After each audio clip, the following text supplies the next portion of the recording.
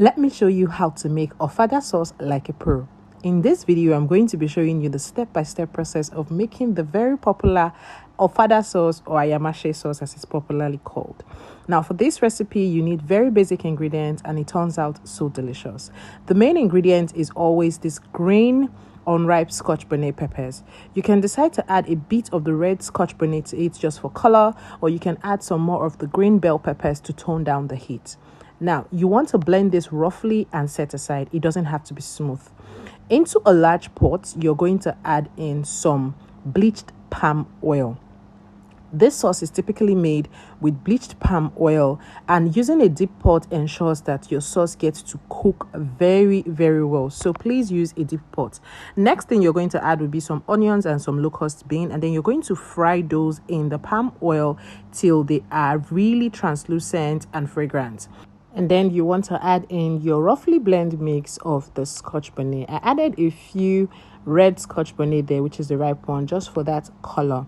Next thing you will do is add a generous amount of crayfish powder, and then go in with any smoked fish of choice. It could be catfish, it could be mackerel, it could be anyone that you like, and then add some hard-boiled eggs. You know that Ofada sauce is not complete without hard-boiled eggs, so please don't skip that at all.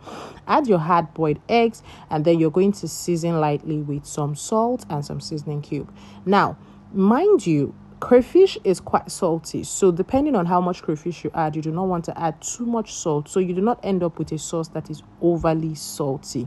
You really just want all of this to cook nicely and come together and have like this delicious sauce taste to it, but nothing is overly salty.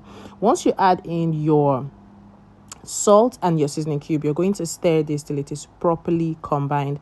Now, I noticed that my sauce was looking a bit dry, and Ofada sauce is never ever dry.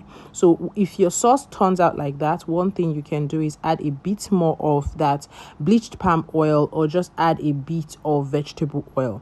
Cover and allow this to fry for at least 5 minutes, and it is going to be looking like this. Now you can introduce all of your cooked protein.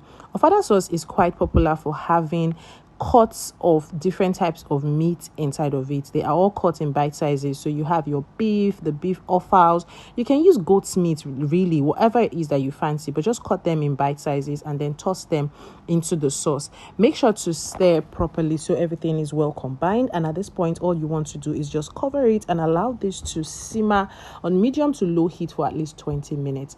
That helps to give your sauce that amber color when it is properly cooked. Yes, you need to cook it for at least 20 minutes, and after that your Ofada sauce is ready. So I'm going to cover my sauce now and then just allow it to cook.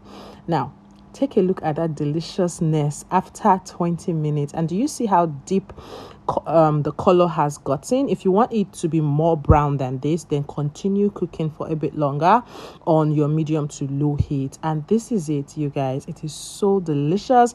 You pair this with the traditional Ofada rice, or you can even pair this with basmati rice. Trust me, I have tried it and it is delicious. So let me know in the comment section if you enjoyed this video. If you've ever tried this sauce, do you enjoy it, and what do you typically eat it with? Also, feel free to let me know in the comment section what Nigerian dish you would love to learn on this channel. Thank you guys so much for watching. Give it a thumbs up, subscribe if you haven't subscribed already, and don't forget to follow me on Instagram. Okay, thank you so much for watching, guys. I'll see you all in my next video. Bye.